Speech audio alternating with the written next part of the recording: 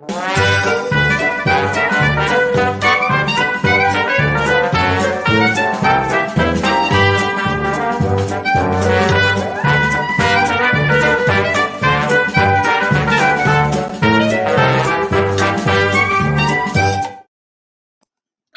Tuffy and Cruise fans. It's me, Candace, coming at you live from the bookstore. Really excited to be here for another author event. And today I am talking to Becca Piastrelli, who wrote a book called Root and Ritual. I'm going to show you the cover of it because this is a really gorgeous book. And it is big. It's like a coffee table book. It's got illustrations. Like, this book makes a really good gift. I know it's that time of year, and it really does. And Becca writes about her life experiences, facilitates women's gatherings, both virtually and in person, and is the host of the Belonging podcast.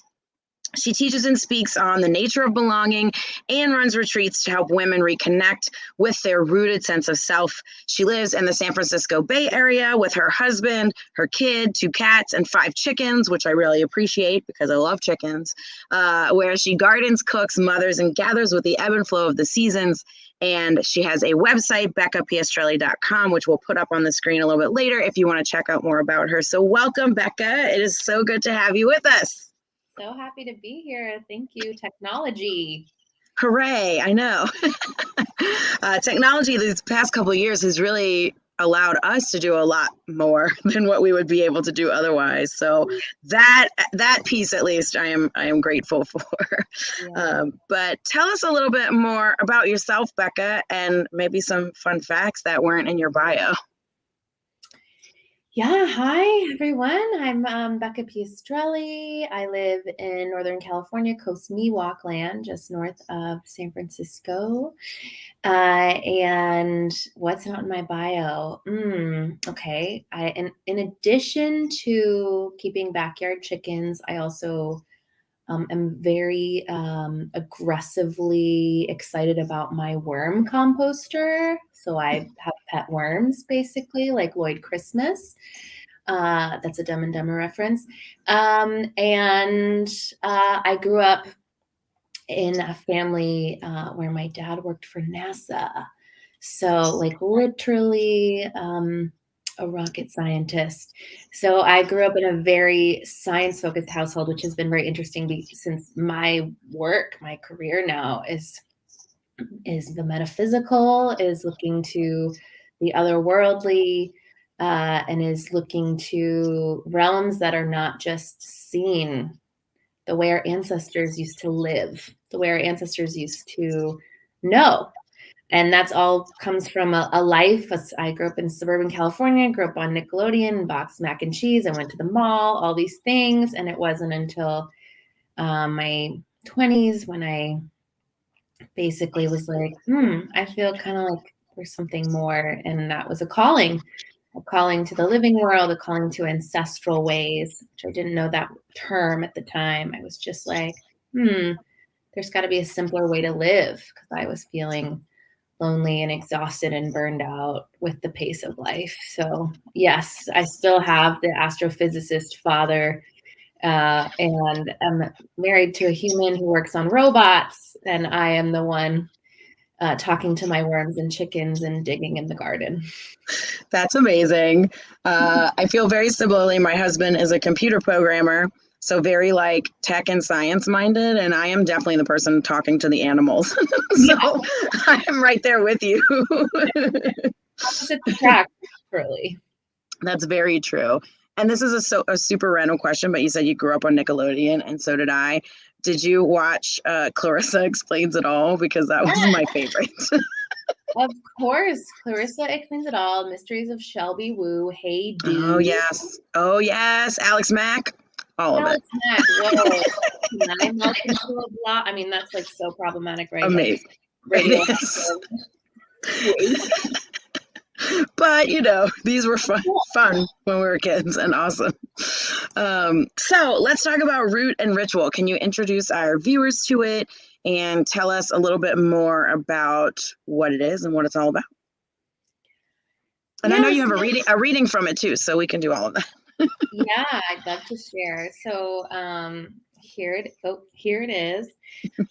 Yeah, Root and Ritual is an offering from my life experiences. It's really predicated on this idea that we're living in the Eromacene, or the age of loneliness. I learned about this a few years ago, that we are more, I mean, speaking of technology, we are more technologically connected than ever before. You know, Candace, you and I can message on like 10 plus platforms at any moment. And yet, in recorded history, we are the most lonely, anxious, depressed. There's just a lot of ways, like mental health indicators are showing that we as humanity are really struggling with a sense of feeling a lack of belonging. And that just feels very true for me growing up. And I'm like an extrovert. So I get some sort of flack from introverts being like, I love solitude. And I'm like, loneliness is different from solitude. Loneliness is a pain state, a sense of not feeling at home. At home where? At home in your body, at home in the world, at home in community, at home in your family, at home ancestrally, like where you live. Most of us don't live on the lands our ancestors like called home. At home, like amongst the trees and mushrooms and rocks. There's so many areas that I explored from my own pain. So the book is divided into 4 sections: land, lineage, community, and the self. And this is not like figure out all 4 of these and you will belong. No, this is like an onion constantly peeling. But this is the areas of my life where I've cultivated rituals and practices and recipes that are surprisingly, and also not surprisingly, very simple, so that we can return to a sense of like ease and peace and meaning in our lives. And, you know, I wrote this book pregnant when the pandemic hit. So I felt the acute pain of that lockdown, that early lockdown state, very pregnant, feeling like, oh gosh, the village, this concept of village, right? Us all being there for each other is wiped out.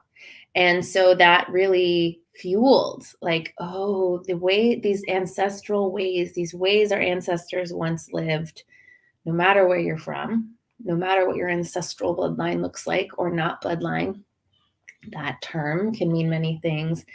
There's a way we can look back. Remember, I've got the astrophysicist father and the robot AI husband. So, and we're talking on the internet right now, but I do believe in this modern time, we can feel a deeper sense of meaning and connection and care by looking to the ways our ancestors lived. So that's it in a nutshell.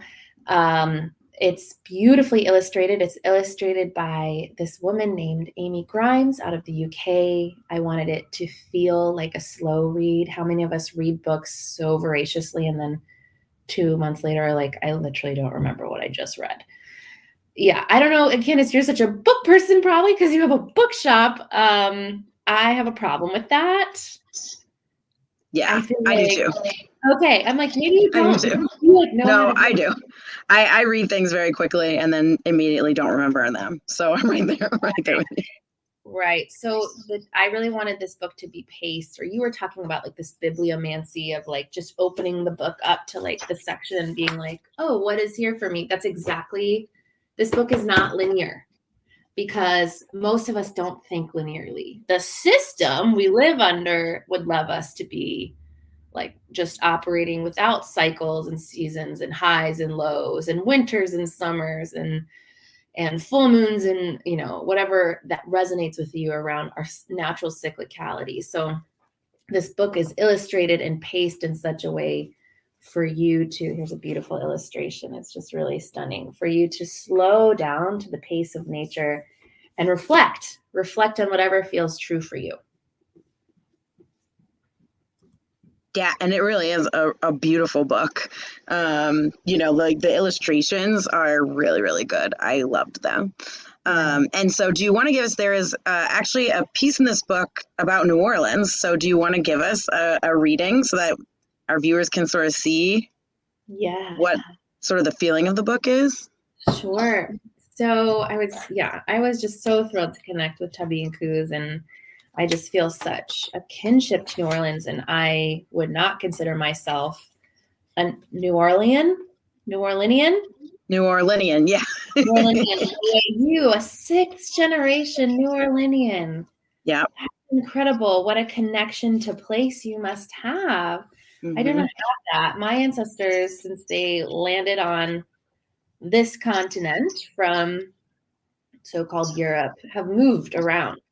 And so I'm lucky enough, and it's a fair amount of privilege here, to have records from my ancestors, diary entries from certain ancestors' stories. So in the lineage section of the book, I talk about that section, that chapter is called No Matter What, You Have a Lineage. And I talk about the connection food can have to, so even if you like aren't into genealogy or don't want to like, you don't have a great relationship with relatives that doesn't feel good, that doesn't feel safe. Like there's so many ways we can connect to the millions of ancestors. Just think about it. You know, it took two beings to make you, and it took two beings to make them, and then just splits off like millions of humans who had all kinds of experiences of lives, did things we agree with, did things we disagree with, whatever. They all lived. So we are here now. You are alive now because they lived. And there are ways to connect with some of them, many of them. And one of those ways that we still hold on to that hasn't been wiped out by empire is through food. How many of us have like those recipes, even if it's not like your grandma's like old Polish cookie recipe, but it's like the box funfetti cake your grandpa made every birthday, or it's like the Italian food at the restaurant down the street that just like makes you think of your Italian ancestors, or it's like me, boxed mac and cheese. That's an ancestral food for me. Like that holds a deep place of comfort in my heart. So all this to say is I have a connection to New Orleans through lima bean soup. And I'm going to read a section now. Okay. After months of my asking her, my mom dropped off an entire grocery bag filled with the accounts of my familial history for both sides of my family on my front doorstep. These books and folders contain so much of what came before me. I have gratitude to my mother and all my relatives who felt the pull to record and collect the stories of my people. I know not everyone has access to detailed records like I do. Sifting through the barely legible handwritten records of ships built in Maine in the 1600s and accounts of marriages, births, and deaths, I came upon a diary entry about my patrilineal great-grandmother, Philomena's life in the early 1900s as part of a poor immigrant family from Poland. It was written by her sister, Elizabeth. Life was really hard for them back then.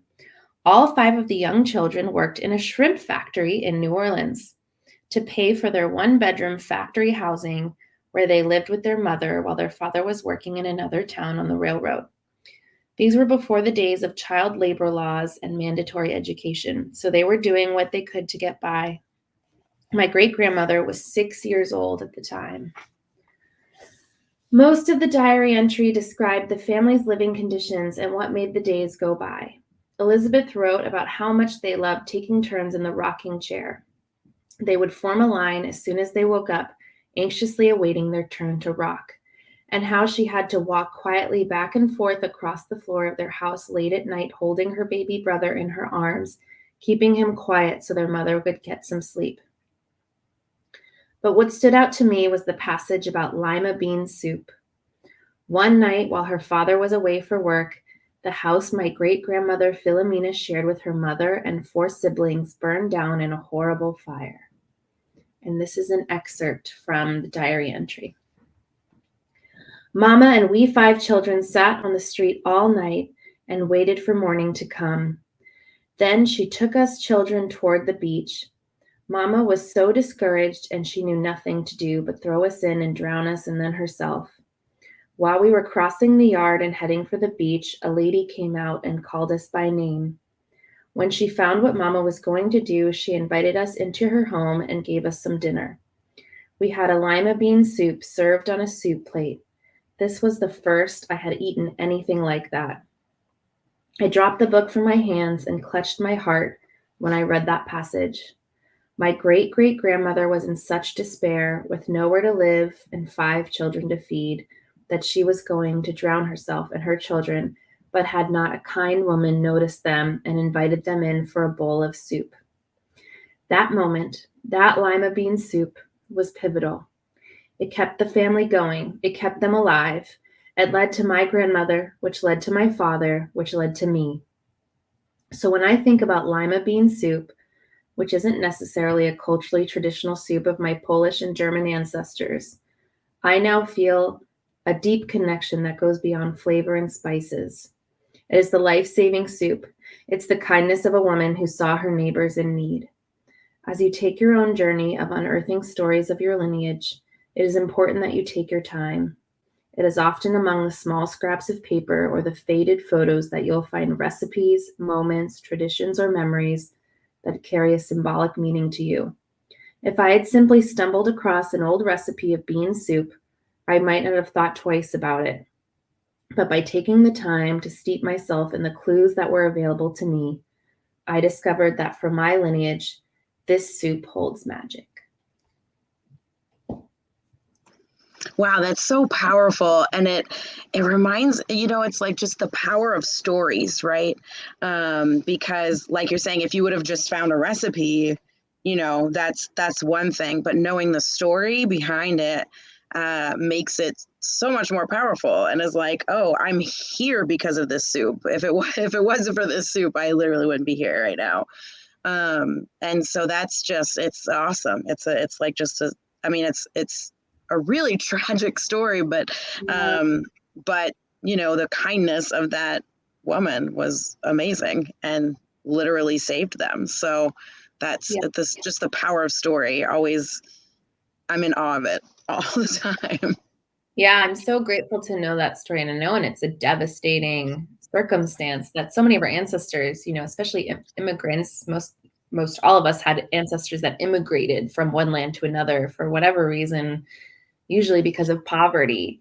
To be in such a desperate situation, I personally have never known that level of desperation, and it's humbling, and it brings, gratitude to every bite of food I have, even if it's like haphazardly purchased or made. And then the power of place, right? Like I went to New Orleans after finding out this story, and I walked around the streets, and I just like imagined what was it like in the 1900s, like where is this shrimp factory where 6-year-old children worked? Like where was this factory housing? Like where was this beach? Where was this soup served? And I don't know the answers. And so many of us have to contend with the fact that we don't know everything.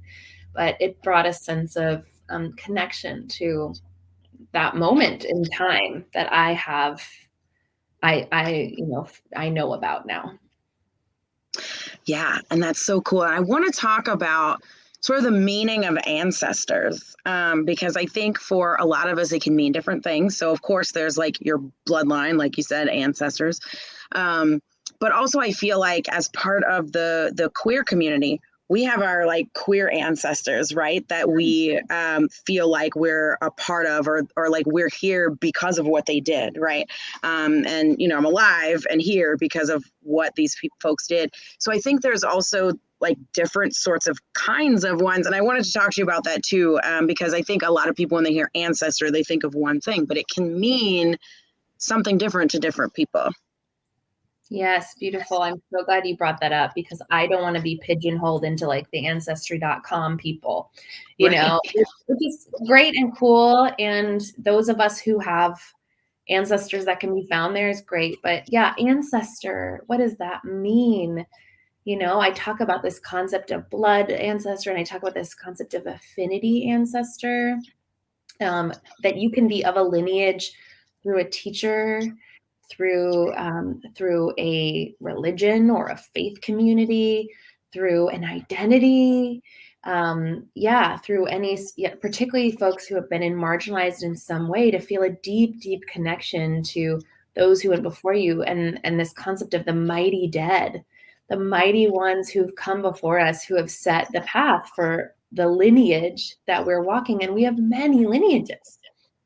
I also know and work with people who have such a hard time connecting to human lineage, like truly have a hard time, and feel more connected to the fact that we are descended from stardust. We are descended from the fungi, the mushrooms. We are descended from trees, to feel like that origin of all that is. And so one of the practices I guide you through in the book is to create an ancestor altar, and to just not just be like, oh, I have to put like grandma's doily and her picture on the altar, although a lot of people find meaning in that like what represents to you, like you, Candace, like what represents the mighty queer ancestors of your line who fought so you could be alive today, like what would represent them on your altar? Like that is so powerful and meaningful. And then like, the hashtag witchy altars we see online that are like, oh, like, is this the right crystal? It's like, no, what calls to you in a way for you to remember all that came before you to contribute to this moment? Yeah, it's like it's not about if it's right or wrong. It's about what feels right to you, right? It's about what is meaningful to you. And I think so many people are like, wait a minute, like, what am I doing this right? And it's like, there is no correct. It's just what holds meaning for you in what way. I know a lot of folks put like bricks to represent Stonewall and the bricks that they threw through, so things like that, where it's like, yes, this is what connects me, when I see these things or pictures or whatever, that it connects you to something. And that's what, this book is about, really, is connection. And how, in the world we're rushing all the time, and we've gotten so disconnected. And so I want to know more about, I guess, connection, and how do you personally connect, and what does like rooting yourself and returning to your roots mean to you personally? Right, because that's such a personal question. Yeah. So like I can only speak from like what's true for me right now, which is 15 months ago I had my first child, my only child. And that just like completely obliterated my life. I laugh because that's so extreme sounding, and it's just very true for me and a lot of parents. It's a very huge rite of passage. I talk about rites of passage and the transitions every human being, no matter your identity, whether you bleed or not, whether you get married or not, whether you have a child or not, we all go through meaningful transitions in our lives.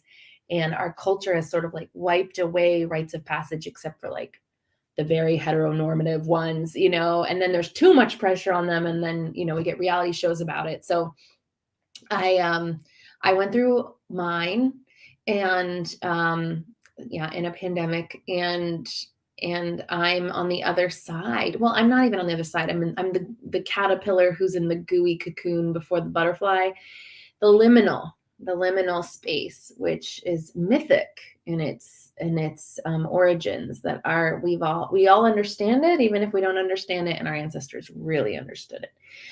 So I'm in the transitional phase. And when I wrote this book and I pitched this book, I had all these like cultivated rituals around how I began and ended my day, how I worked with the seasons and the moon.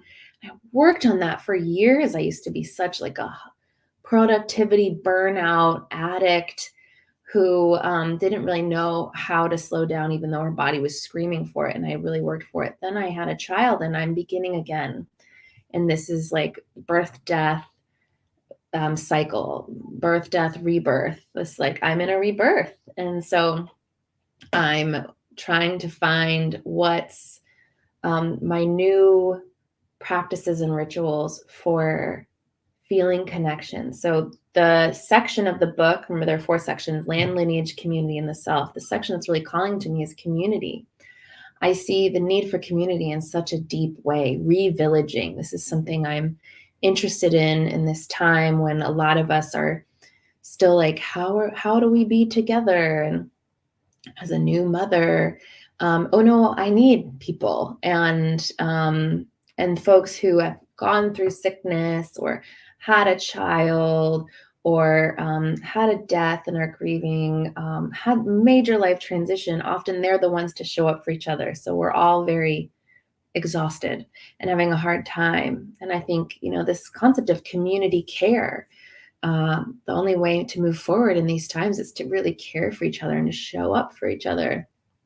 So that's my connection practice right now, is to remind myself that community is a birthright. And we may just be like a little bit emotionally immature around it as a culture. So what can I do with my need? My need is so strong.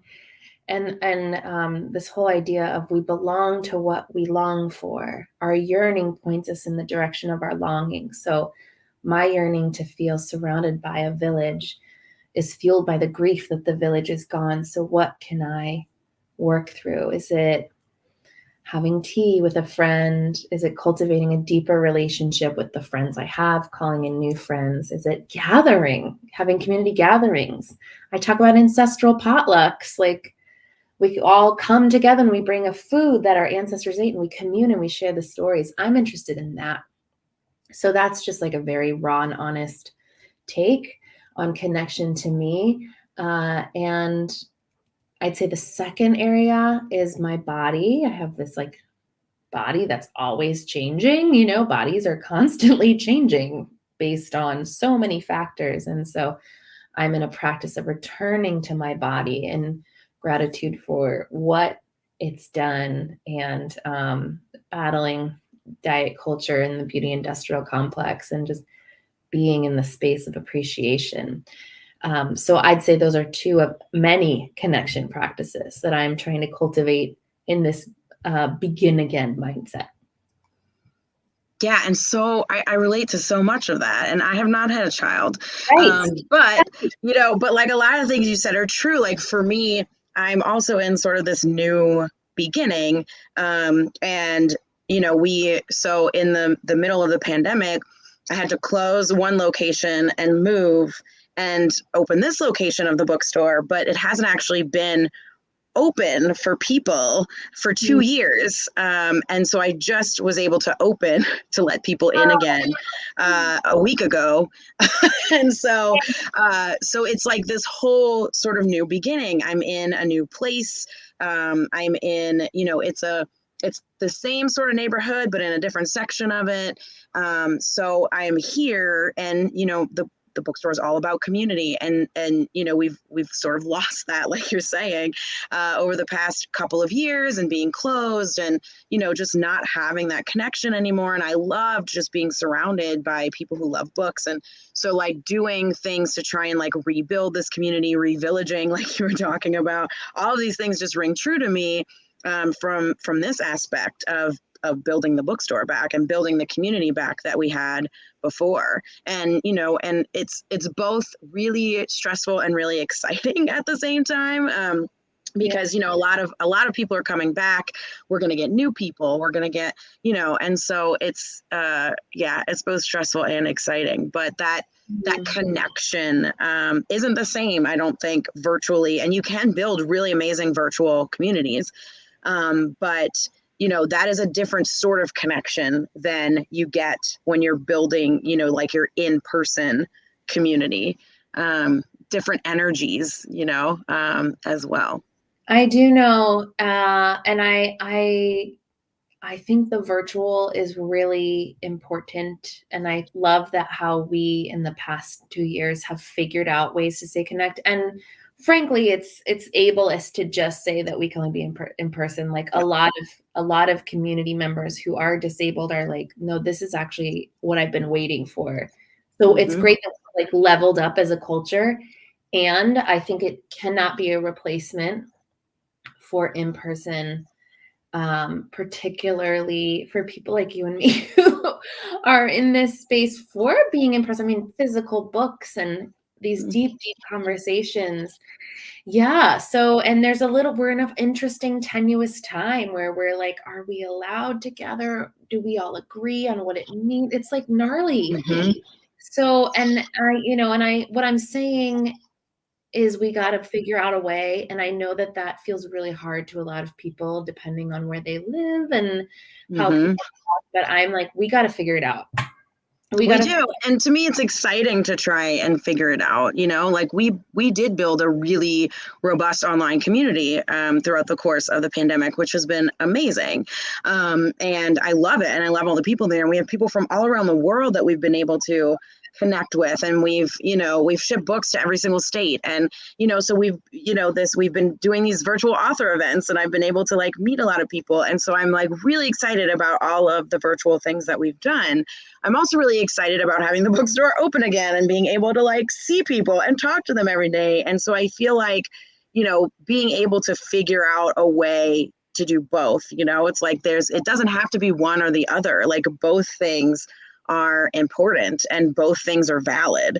And, I feel like a lot of the times people want to invalidate one or the other. And it's like, well, both are different, they're just different, but they're both important. Yeah, and a lot of my research for the book around just like the human species being rooted in being communal, like that our well-being, there's just like a lot of data to show. It's also like but there's a lot of data to show that like our health and well-being, and I know health is like a hard word to really define in this culture, but there is a positive response in the body and in the mind to being together in the physical, just like the way the serotonin receptors go off when we hug.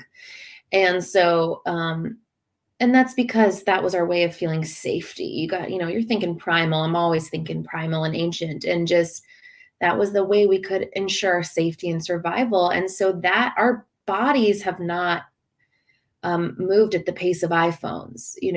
Our bodies are still in many ways primal. And so that is motivation for me to figure out how we can all be together and how bookstores can open, and we can have meetups in parks, and we can have dinner together, and, like cheers each other's triumphs, and, hug each other through hard times. Like that's got to be the way.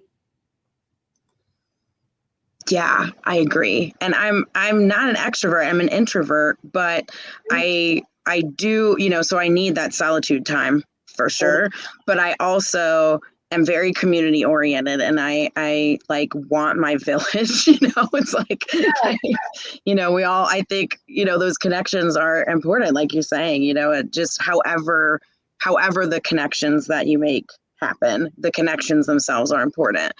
And I also want to talk to you a little bit about like sort of reckoning with your ancestors, and the reparations piece, which you talk about in the book as well when you talk about lineage. And so, what I guess, like, tell us a little bit more about that. And, when your ancestors have done a lot of really messed up stuff, like how do you go about making reparations in your work? And what is your advice for us to do the same? Mm-hmm. Yeah, well, this is very much speaking from my cultural identity as white. And what that means to me is 99.9% of my ancestors are from the European continent, which is the dominant colonizer of the world.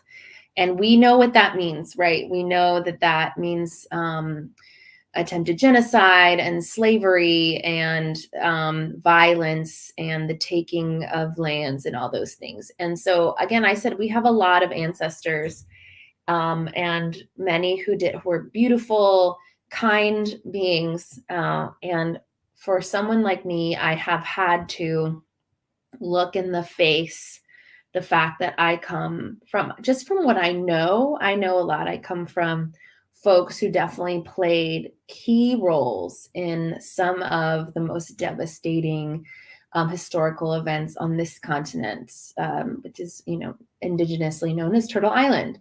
And so I talk about in the book coming across the slave manifest that I went to a home in Maine And I found this book that showed the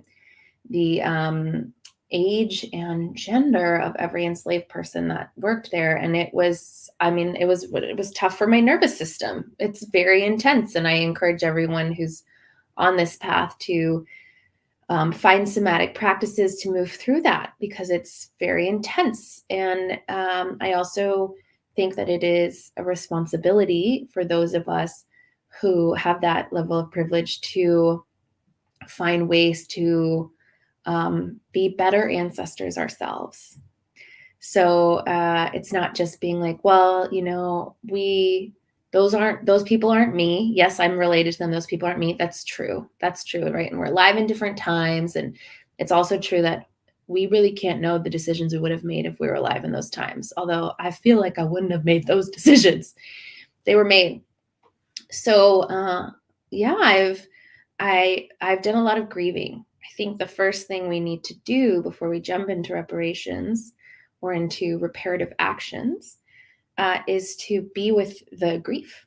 And the grief can be really, really intense. And so that's why I bring up somatic practices and working with practitioners who can help you wail, help you cry. Like it's so gnarly. I bet it's super gnarly in the South. Like it's pretty intense. And I think, and all the teachers I've worked with around particularly social justice and climate collapse, that's the first step, is to open your heart to the heartbreak. So that has been, I'm in a regular practice of allowing myself to feel that pain. And sometimes I have to titrate it. Sometimes I can't actually fully access that because it'll swallow me whole. But if I can just feel enough, and then, okay, so I felt that. So then what do I do with that, right? I have a child now, I have a descendant. And those of us that don't choose to have children have an impact on the future. So you have descendants in other ways, right? Like descendants, like ancestors, aren't just blood. So how can we make a reparative impact? And so there are financial reparations. So I make financial reparations to the Abenaki Nation, which is the indigenous people still around in the Maine, Vermont, New Hampshire area, because that is where my ancestors, one group of my ancestors colonized, were settled and did shipbuilding on. And I do this work of education, and I mostly I'm speaking to people who identify in the way I identify. And I'm fully in devotion to remembering that whiteness is a fog that tells us that we don't have a homeland, that we don't have indigenous roots somewhere. So a lot of the book is about remembering, you do come from somewhere that isn't here. Where is that? Where is that? Can you find it out? Can you find it out through a DNA test? Can you find it out through asking your ancestors in a dream? Can you find it out through, combing through ancestry.com or whatever it is? Can you go there? I don't know, but people can go there right now, or can you learn about it online? And what did they eat? And what did they go through historically? What led to their immigration here? How can you have a deeper understanding of the history? So those are the practices that I'm in, and I will be for the rest of my life, and where I live now, and the San Francisco Bay Area, how can I be a stand for social justice and decolonization here? And that is a constant. I would say I'm so imperfect. Of course, I'm imperfect and often doing a bad job, but it's the devotion to keep coming back, looking at affordable housing here, looking at the ways whiteness still prevails. And I know that there's a real cultural conversation around wokeness. And I frankly I keep my head to the work. I stay in my lane, which is to be in a reparative action mode, taking care of myself, and devoted to be a better ancestor. I love that. Be a better ancestor, because I try to do that as well as much as I can. And I've always I know I make a lot of mistakes, but I'm always learning. And I think that's really important to like actually learn from your mistakes and like change your behaviors. And just do the best you can do, and through the work that you're called to do. And I think that's my bookstore is small, and I focus on people whose stories aren't widely told. So I try and really focus on diverse books and different stories and different perspectives, from different groups, and trying to get those books out into the world so that people can see other perspectives. And to me, that's really important. And so just like doing the work that you can do, like you're saying, like stay in your lane, do what you can do. Yeah. And do your best and keep learning. Like that's what I feel like, is that's what the universe wants us to just learn. Like that's why we're here, is to just learn and grow. Totally. Totally. So before New Orleans, where did your people come from? Do you know? So some of them, my mom's side, I know all about. My dad, I don't know anything about because he's not been in my life. But my mom, well, I know generically that my dad's people came from the Canary Islands, but that is all I know about my dad's people. My mom, we've traced that lineage back. That's I'm from her is where I'm a sixth generation New Orleanian. And so we've traced that lineage back to like basically all the European countries: Spain, Germany, Ireland. I had a really England. I had one ancestor who I want to learn more about because she immigrated from Germany. Well, Liechtenstein, which isn't Germany, it's its own country, but nobody knows it, and it's like by Germany. But Liechtenstein, by herself, which was unheard of back then. And I'm really interested in her story and like why she came by herself. So we're trying to uncover that, because I have no idea. But I thought that was like pretty cool. Like that's a brave thing to do. And so, a lot of the European, like pretty much all the European countries is where my family came from.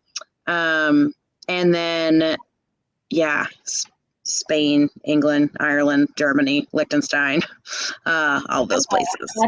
That's really exciting though. Those are very different lands. Spain is from Ireland, and like so many, I think the term is braided blood. There's just like so many that come together that make us here. And now you've got New Orleans here braided in, and that's so cool. Lots of also like Canadian French as well. So a lot of like some Creole. I know that there are ancestors of mine that did horrible things to their slaves. And so we know that there was one ancestor that raped the enslaved people, and I come from that. And so that's hard, because it's like, yes, I have that's part of my lineage, bloodline. And just reconciling with all of that. And we have no information on that enslaved person. We only have information on the man who owned the plantation. But I'm like, but that enslaved person I come from that as well. So like, I want to know more, and there's just nothing. Like there's no. And so then of course that makes me think of all the people who can't, I have such privilege in that I can trace all of my ancestors, and I have all this information on many of them, and a lot of people can't do that. And so I recognize that as well, that like just knowing all this information is, a huge privilege. And something else to think about is like those who wrote it could also like put whatever their bias, their spin, their meaning making on the story, So for all of us to just bring nuance and just be like, oh, what stories don't we know? We don't know millions of stories people who never learned to read or write, or people who weren't given that education, people who, it was destroyed. So, history is written by the victors, kind of a thing. So I try to remember that. And this is why I talk about dream work. If we can just talk about the magical in all of this, which is for those of us who want to tune into the nameless, faceless ones, the ones whose stories we don't have access to, that I often tell people, dreams are the original form of divination. Only recently is it like, oh, synapses in the brain just doing random things. It's like actually a lot of meaning and a lot of purpose and a lot of healing can happen in the dream world. And our ancestors knew this, and I believe this. I've seen it in my life. You can ask, the bright and well ones, right? The ones who can draw boundaries around it and say, like, what are your stories? Or ask it to come through you, as you journal, or just be open to the ways that their stories can be known in some way, and grieve the ones you'll never know. Yeah. Yeah, for sure. And so what advice do you or can you give us so that going forward we can all just sort of slow down, be more be more connected? Like, a lot of your book is just about, like you're saying, like slowing that pace. Is there any advice that you can give us? Oh my gosh, I need to take my own advice. Besides, like, of course, read the book. That it has a lot of things in there, but don't read the book if it's stressful to do. Gosh, no.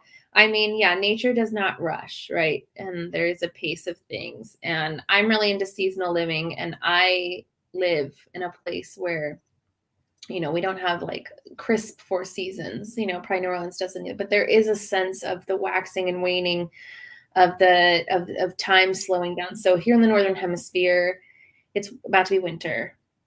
It is winter in some parts of this hemisphere, full on. And so I just start there. Like, this is a time where we can often feel the urge to hibernate, or maybe you feel that, if you're a bleeding person when you bleed, or maybe you feel that at a certain time of the phase of the moon. But oftentimes when we tune into our cycles, our cyclical nature as human beings, no matter your identity, that there is a way that we realize that the pace of like the system is unmanageable, is untenable. And I think a lot of us are realizing it now more than ever. Like, burnout levels are so high because everyone's like zoomed out. Everyone's like, there's no boundaries. Everyone's working from home, or a lot of people are. And I've just been reading in the news about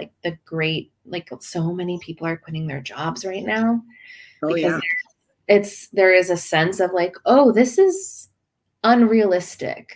Mm-hmm. Our bodies were not, like, our nervous systems were not designed for this level of this pace.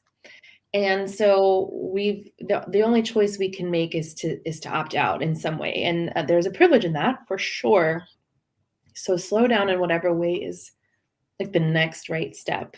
And I find this time of year is a beautiful, like, is being served to us on a platter, like, cozy on up. Like, what can you do less of, and what can you say no to? So me as a new parent, like, I've given up on answering every email.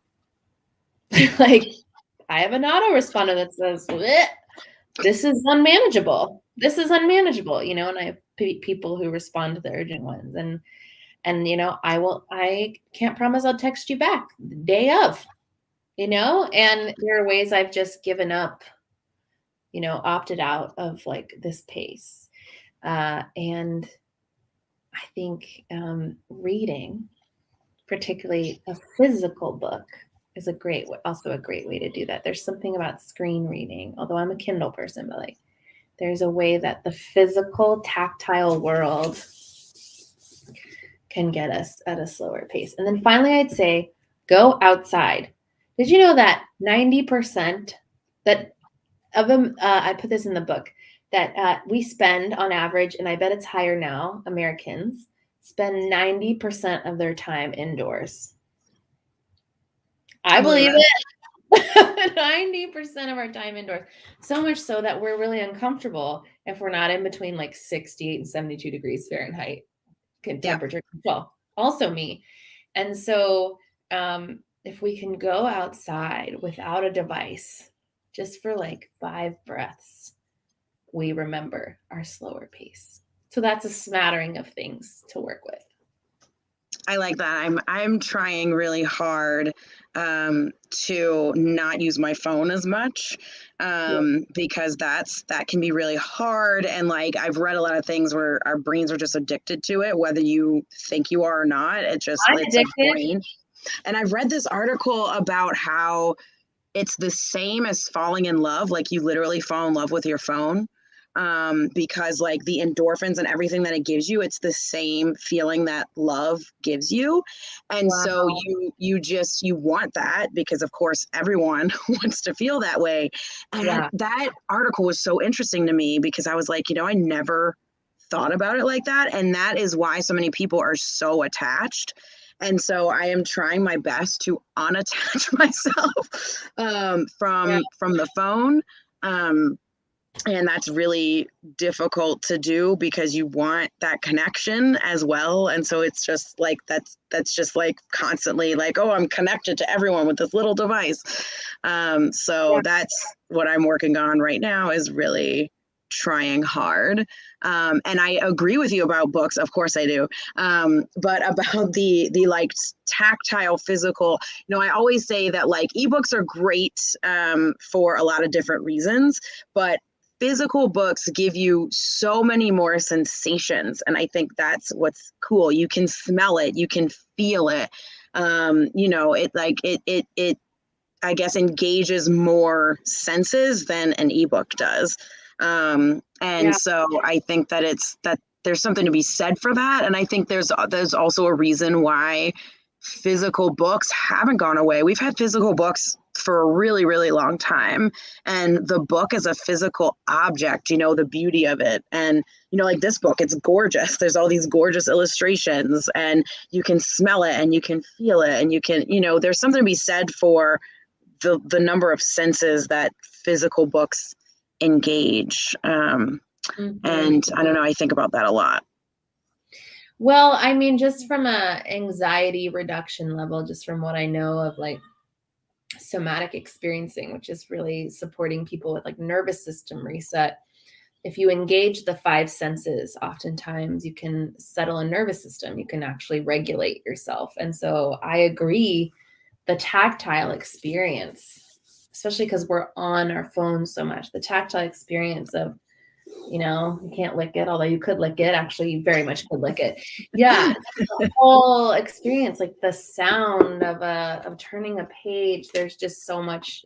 I think this is why people are so into ASMR, is it soothes the nervous system. So I am with you. Absolutely.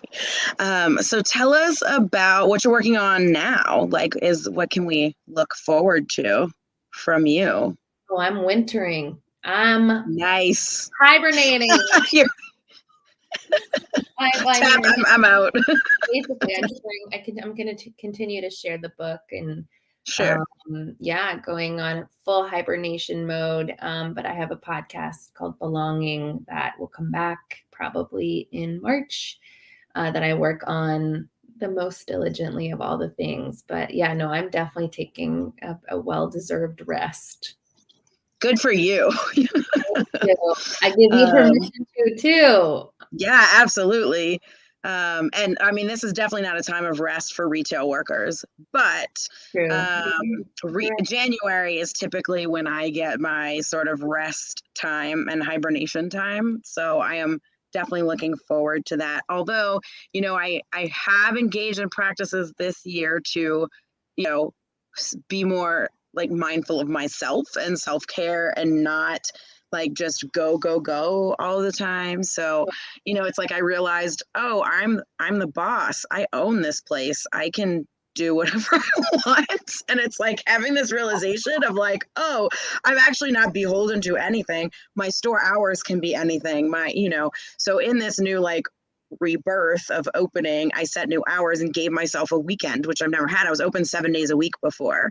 And so now I'm like, you know what? I'm going to close Monday and Tuesday and give myself a weekend. So things like that. It's, so I do have that where it's like, now I have, I close at 4 during the week. I don't stay open till 8 o'clock at night, things like just giving myself that time in resetting those hours. And, like, it hasn't hurt anything. Like nobody cares. People come when it's open, so it's like, I feel like as business owners, you're always like, I have to be open all the time. And it's like, you really don't. People will come when you're open, so. They will. Wow. That's major. Cool. That realization of just like, hey, guess what? I'm the boss and I'm not beholden to anyone. I'm such a type A, like I have to meet this deadline. I have to do this thing. I have to, and so just like sort of working through and just realizing like, I really don't like what deadline, like I make the deadline, like what, anyway. So yeah, things like just having that realization of I actually have a lot of freedom, has been game changing. So I am happy that I'm doing that for myself. But yes, January will be my real hibernation time. Sounds great.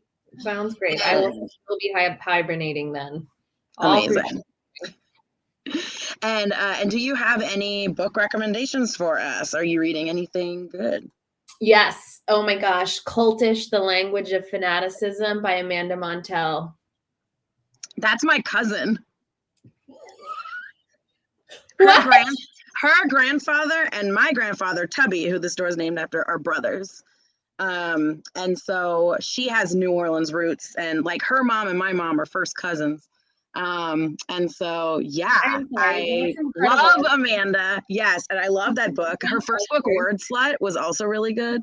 But Cultish it's really cool. She did so much research for it. I'm super proud of her. She's great. Excellent. Yeah. She is excellent.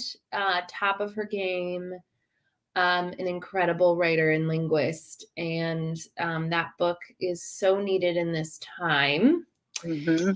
And her podcast, Sounds Like a Cult, is a delight. So highly recommend your cousin's book. My cousin. I'm always so glad when I hear people say things about, of course I sell her book and I recommend it to people. But to hear other people be like randomly, just like you did, just be like, oh, I love this book. And I'm like, yay, my cousin. She's great. Wild connection. I love it. Super wild. And she, because she grew up in California. She lives in LA and, but her roots are here. Her dad was in a cult. Oh yeah. Her dad has some stories. Wow. And, her parents are super, super smart too. Anyway, this is like a whole nother thing, but yes, family. Yeah, her grandfather was amazing. And he lived here in New Orleans. And so, him and my grandpa used to tell stories to us all the time. Wow. So yeah, it's really cool to have that, the extended sort of family connection that we have, because my grandfather was very close with all of his brothers. And there were a lot of them. I think there were 9. And so just to know like all of the branches is very cool. And I don't know that a lot of people know their second and third cousins and stuff. So it's pretty cool. Yeah, it's pretty cool to like have that connection, right? That family connection to people all over the place. And I know it's a privilege, and also very cool. Cool. Yes. Cultish. It's very cool. It's a cool book. And the different kinds of cults make you think differently about cults and what you think of them and what they are. And a lot of the interviews that I've been doing for this book, cults come up around seeking community and belonging, and how, cults prey upon that human need of ours to feel a sense of belonging. And because we're in a time where that is, most of us don't feel it, we're really drawn to these communities and these, charismatic leaders who promise it. And so I've been citing this Amanda's book, Cultish, to be like, actually, you really need to be aware of this language people use. And you know, Amanda says like not all cults are bad, but you need to be scanning for certain red flags. And so Yes. I'm like, you know, if you're reading Root and Ritual and Cultish don't seem like actual books that would go together, but I actually really think they do in the long term. Yeah. Yeah, I think so too. There's just from what you're saying, because it's so true that people look for belonging. And, you know, these people, cults give them a way to belong.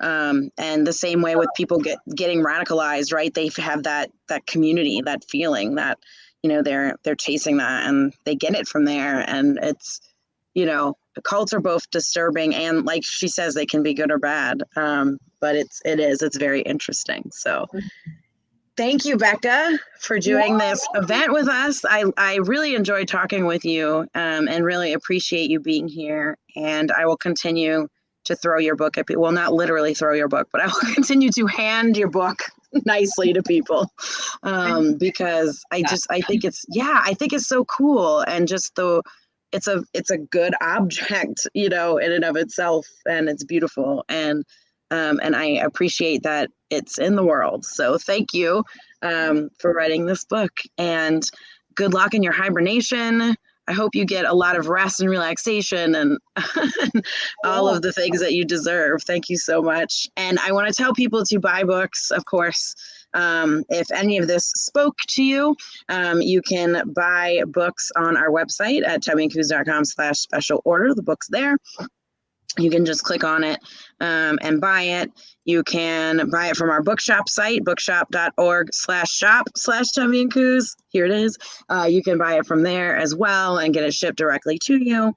Either way, supports us and works, and it does make an excellent gift if you have folks in your life, that, you know, are into all this stuff, because, you know, it's very cool.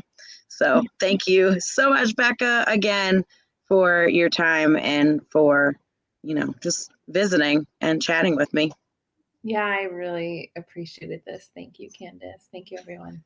Yes, thanks everyone for watching. Bye.